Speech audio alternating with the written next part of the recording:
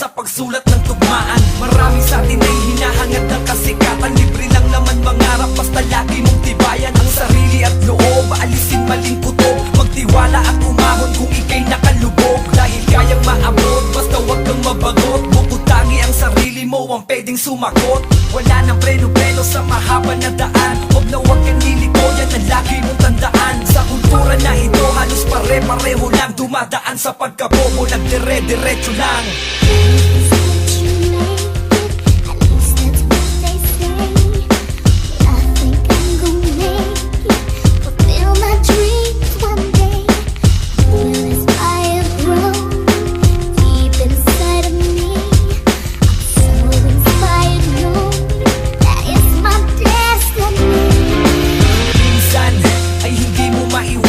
Matalik mong kaibigan, yun pala ay baligtaran. Nang dahil ang sarap ay handa kanyang siraan. Yan ang unang pagsubok na dapat mo na pag-aralan. Marami sa kultura ay nagpapakademonyo. Literal na malakas, wasak ang iyong pagkatao. Kailangan matutunan, bawat dito ang mahina. Utak ang pinapagana para tumalim ang tila. Katulad mo ako, naglalakbay lang sa dilim. Di pa natin matanaw kasi matay na kapiring. Pinipilit na makita, masilayan ng liwanag. Minsan gusto nang sumuko pero puso di pumayag. Di ko sinasabi na ako'y mahusay at perfecto. Nais ko lang ibahagi ang laman ng dokumento. Sa kultura na ito halos pare-pareho lang. Dumadaan sa pagkabobo, nagdire-diretso lang.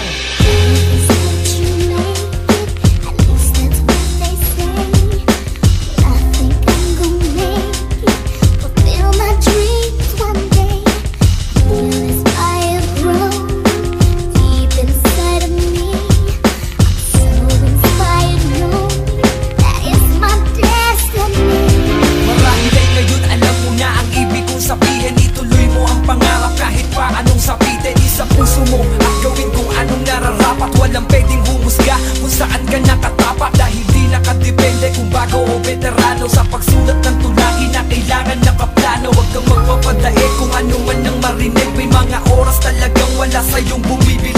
Kailangan talagang isakripisyo ang lahat. Mababano ka muna bago matutunan ng lahat. Ito ang buhay na napili kong pasukin. Alam ko na mahirap pero di pa rin tumigil. Wala nang preno-preno sa mahabang daanan. Huwag na huwag kang liliko, yan ang lagi mong tandaan. Sa kultura na ito halos pare-pareho lang. Dumadaan sa pagkabobo, nagdire-diretso lang.